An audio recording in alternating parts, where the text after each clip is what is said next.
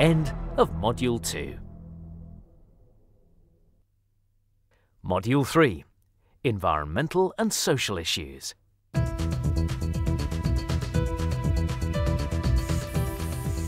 Crime. Britain is a peaceful place, and most of the time, wherever you are, crime isn't really a problem. But behind the scenes, there are some crime stories to be told. And one of the fastest growing crimes is stealing antiques. It's big business for the criminals. Find an old house or shop full of antique furniture, steal the antiques, and sell them on to another shop or antique collector. Well, we'd been shopping, and we arrived and left the car down at the barn, and I immediately saw there were tracks, and I was cross because there were tracks in the grass and meant that, you push the mower into it. So I came dashing up here to see what it was, opened the door, and immediately saw that on that little cabinet round there, the things that were on there were missing. Came into the dining room here because the door was open. Everything was tipped up, the salt was on the floor, this was empty, and those shelves that were my pride and joy were totally empty, everything had gone. My husband still doesn't like to go out and leave me here on my own. I mean, I've come to terms with that, I'm not so worried about that now, but he gets very anxious. Well, it's made me very, For a long time, neighbours and friends wouldn't let me be here on my own, but I mean, you can't go on like that forever, can you? And I don't really mind now, except that there's this underlying feeling of apprehension.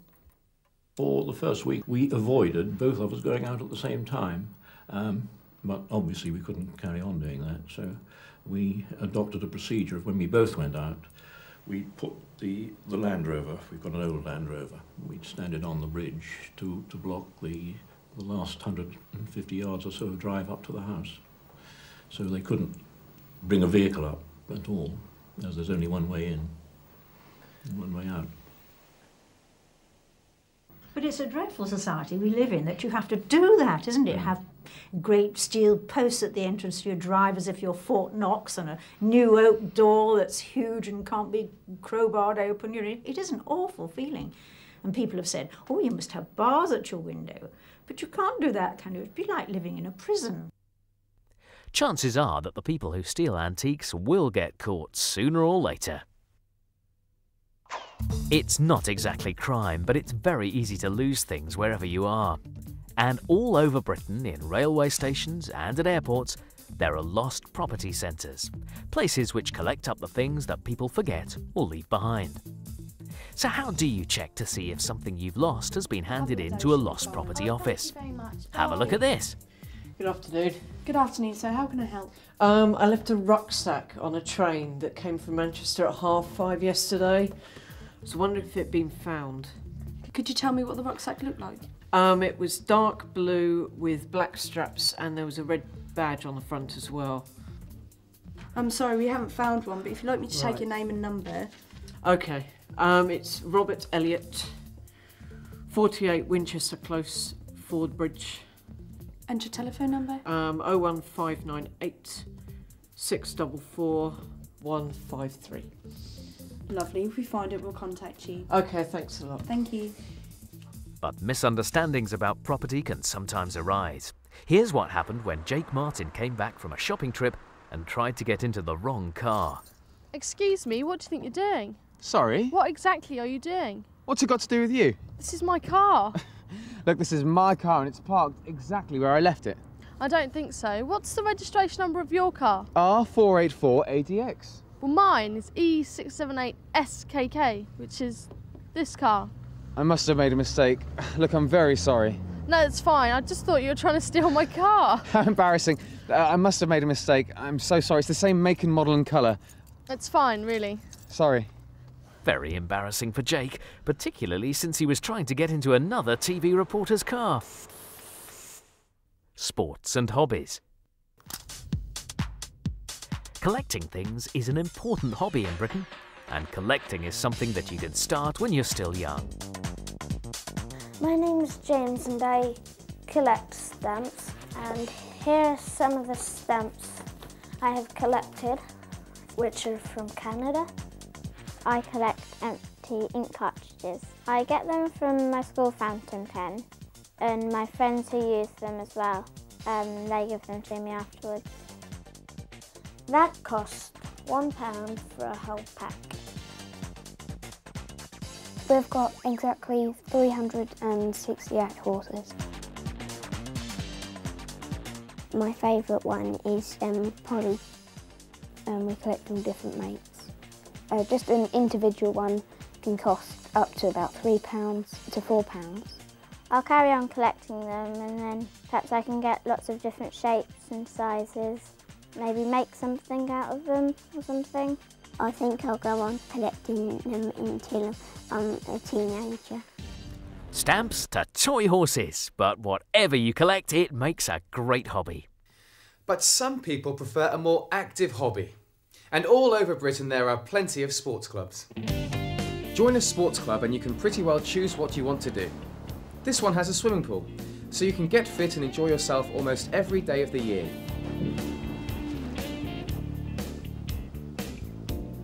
Or, if you fancy a little badminton, get together with a few friends and you can spend your evenings using the badminton courts. If you prefer an outdoor sport, most clubs have football teams. You can train, practice, and then take part in a match each weekend. But before you join up, it's not a bad idea to get yourself checked over by a doctor to make sure that you're fit enough for some of the more demanding sports. Take a look at this. Well, your blood pressure's fine, you don't seem to have any heart problems at all. What is it that you're planning to do? Well, I'm hoping to join a sports club in Littlehampton, and I'd like to get into their hockey team. Right, and have you been taking any regular exercise over the past 12 months? Nothing special, just walking to work each day. And you haven't been doing any sport over the last year? No, I haven't. Right, well, hockey's quite a demanding sport. I suggest that you build up your fitness a bit before you start to play. What sort of thing? Go to the gym a couple of times a week, swimming, that sort of thing. Okay, and how long before I can start playing hockey? 3 to 4 weeks, I reckon. Thanks very much, Doctor. I hope you make the team. I'm sure I shall. Now for Lindsay Farlow, who's taking up a hobby herself. Fitness training is one of the fastest growing hobbies in Britain. I'm not much of an athlete myself, but I do fancy a go on the gym equipment to get fit. So I'm here at my local sports club to ask fitness instructor Colin Ford what to do.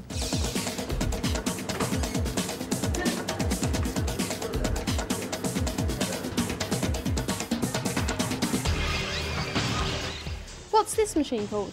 This piece of equipment is called a treadmill. How does the treadmill work then? There's a motor inside that will cause you to run or walk without actually going on a journey. And how is the treadmill good for your fitness? Just good for your all-round fitness and keep the heart pumping. How long should I use it per session? I'd recommend about 20 minutes. 20 minutes?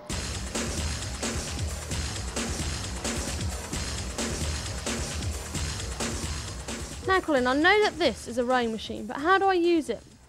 Simply strap your feet in, introduce bottom to ankles, take hold, upper body and lower body, muscles used together. Simple as that. What does it do for your fitness?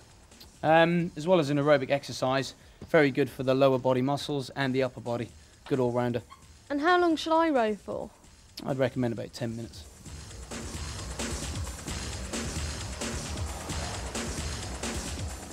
Colin, I'm a bit scared of this machine because of all the weights. Can you show me how to use it, please? Yeah. It's not as bad as it looks. Grab the bar, sit yourself down, pull the bar to the back of the head. And how's it good for your fitness? This will work your biceps and your back. Lovely, thank you.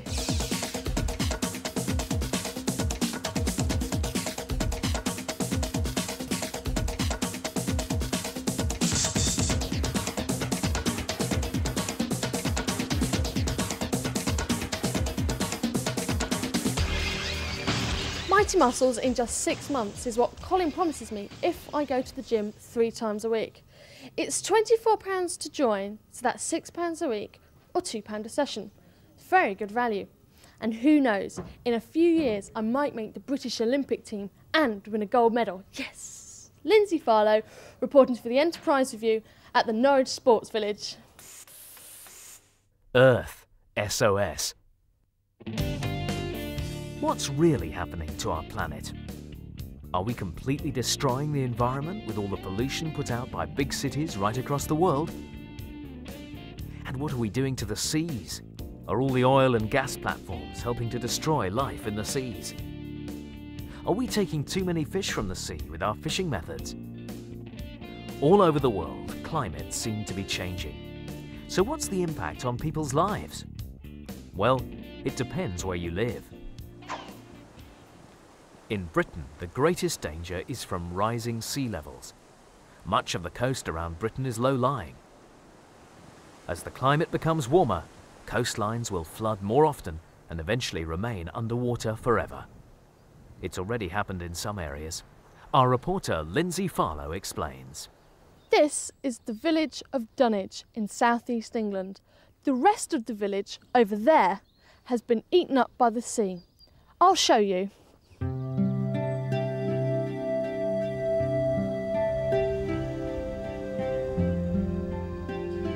The village of Dunwich used to run for more than a mile out there. Ancient houses, old cottages, barns, and even a couple of churches have disappeared as the sea has moved inland.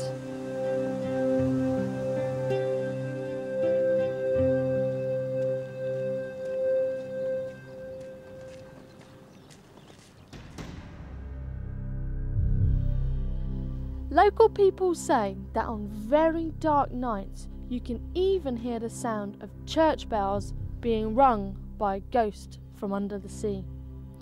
Lindsay Farlow reporting for the Enterprise Review. Well, I don't believe in ghosts. I prefer a few four-legged friends to cheer me up. Now, lots of people in Britain keep pets, and one of the most popular small pets is the rabbit. We asked a pet shop owner to tell us all about them. Rabbits are small mammals. Rabbits should be kept in hutches outside with plenty of straw and hay. Blankets may be needed when it's cold to place over the hutch. Occasionally they can be given fruit and vegetables such as lettuce or carrots. End of Module 3. Module 4. Learn and enjoy.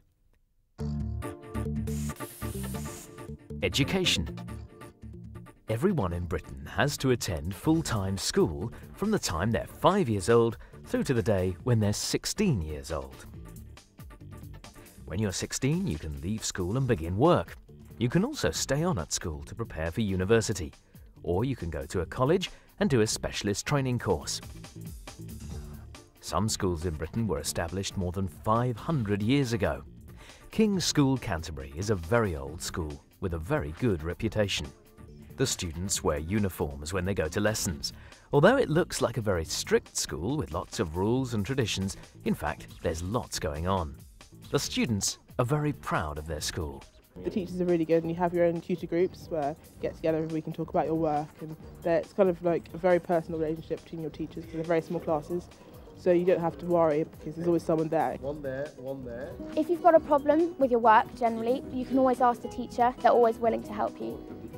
Staff-pupil relationships are very close indeed. There's a tutor system by which you have someone you can always go and talk to, and they're always willing to listen. Lessons at King's School begin early in the morning and finish around midday. In the afternoon, you can play many different sports. In the summer, you can play tennis or cricket on the school's playing fields, or you can learn to row in one of the school's boats, even if you do make mistakes. In the winter, you can play rugby or use the school's indoor sports centre. There's also a lot of music and drama lessons at the school, so you can practice and play in an orchestra, or rehearse and act in a play. And there are many good teachers to help you with your studies. At King's School in Canterbury, in the last week of the summer term, there's a special arts festival called King's Week. There are no lessons, and all the students put on musical concerts, plays and performances. In the evenings, there are outdoor events, including a hot air balloon exhibition, open-air theatre performances and music concerts. During the day, students ride funny bicycles around the school and play music out of doors. King's Week ends with a big picnic on the school lawns for parents, pupils and their friends. Music, strawberries and cream and summer sunshine. What a perfect way to end the school year. Entertainment. If you live in Britain, there are some popular ways of spending your leisure time. The first is to buy a ticket and go to see some good entertainment. So what do people like to do best? Well, nothing beats a day at a theme park. Pay your money at the entrance gate and you get a whole day of free rides, entertainment and things to do. In the summer, you can take yourself to the seaside. Either spend the day on the beach, swimming, sunbathing and enjoying yourself, or buy a ticket for one of the sea life centres. Learn all about the fish and other creatures that live in Britain's seas. In the winter, football is the big attraction. Games are played every Saturday afternoon, and hundreds of thousands of people go to watch their favourite football club in action. So, how do you choose what to do? Like this. So, do you fancy going out this weekend? What you got in mind? Well, I'm not in the mood for a busy time. I've had too much going on at work this week. Why don't we go to Bluewater? What, the shopping centre? Yeah, it's all under one roof. There are loads of cafes, loads of shops and a big screen cinema. So, we could stay all day and then watch a film in the evening? Absolutely, that was what I was thinking. Good idea, let's do it. If I pick you up at about 11 tomorrow, we can leave early and get there for an early lunch. That's fine. Must get back to work now. See you later. See you later. Looks like it should be a good Saturday's entertainment for those two, but some people organise their own entertainment. Believe it or not, this is a junk band. All the musicians in this band are playing instruments made from recycled materials. Everything from shopping trolleys to plastic drain pipes, and there's even a car wheel and a couple of old oil drums in there. So, who are they, and what are they up to? The way we run Junk Band is very, very simple. We have an ethos: if you can say it, you can play it, which helps get into rhythms and things like that. It's also more fun, it's less technical, and it's so much more accessible because it's cheap, because you can just use anything. If you find something and you hit it and it makes a good noise, then you've got a musical instrument.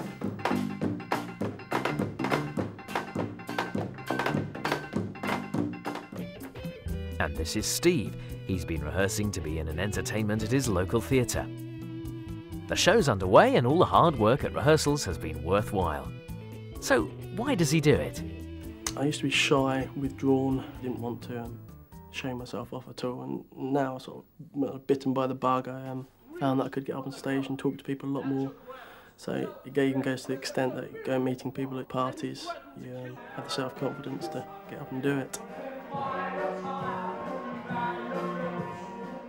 My dad's a postman, my mum's a housewife at home, and they're just no interest in, they're shy, they don't like meeting people or getting up on stage and showing themselves off sort of thing, but we love it.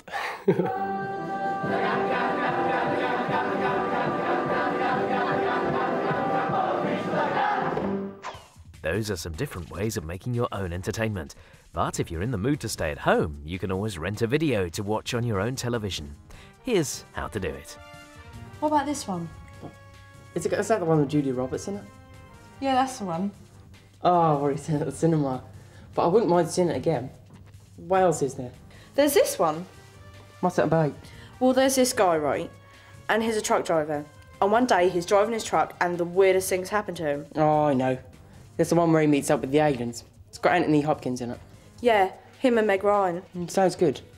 If we get them both, we can get them for £5. Okay. We'll get both of them out for 2 days, and then we'll watch the one this evening and one tomorrow evening. Yeah, and I can take them back on my way to work on Friday morning. Fine. Let's go pay. Summer or winter, outdoors or indoors, whichever entertainment you choose, have a relaxing and enjoyable time. Transport. The UK covers a very small area of land compared to big European countries like France, Spain or Germany. So, right from the earliest days of its history, people have been on the move, making tracks across the British landscape. You can get a pretty good idea of how people in Britain travel these days by looking at what's whizzing up and down our roads and railways.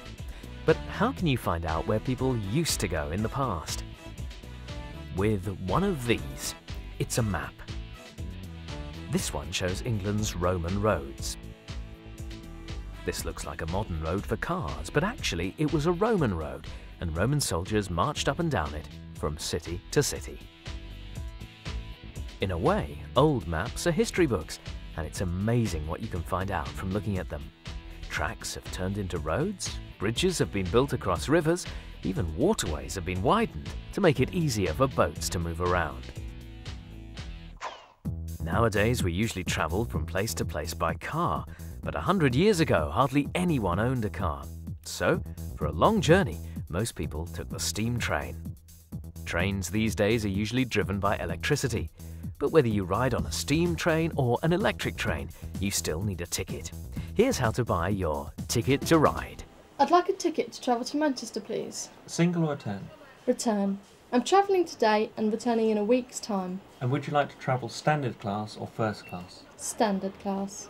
Okay, that'll be £37.50 then, please. Could you tell me what time the next train to Manchester leaves?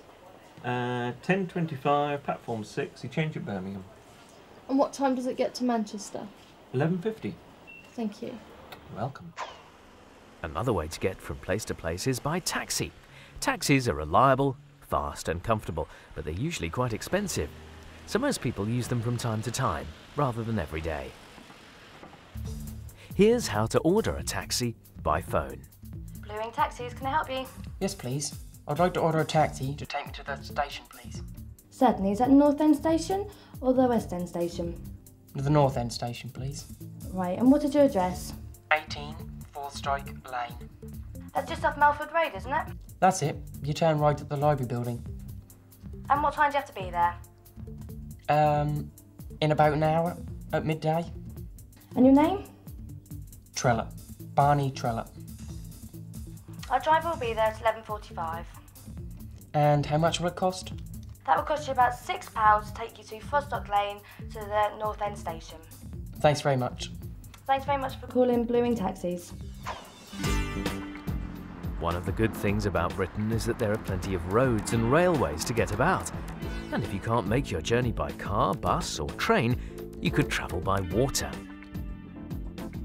All over Britain, the old waterways, called canals, are being restored to provide another means of transport and a location for holidays. So when you visit Britain, don't just use road and rail. See if you can arrange a journey on a canal boat for a special view of town and countryside. End of Module 4. Well, that's the end of this programme in the Enterprise series. I really hope you enjoyed our insight into life in the UK. I'm Jake Martin. See you soon. Bye.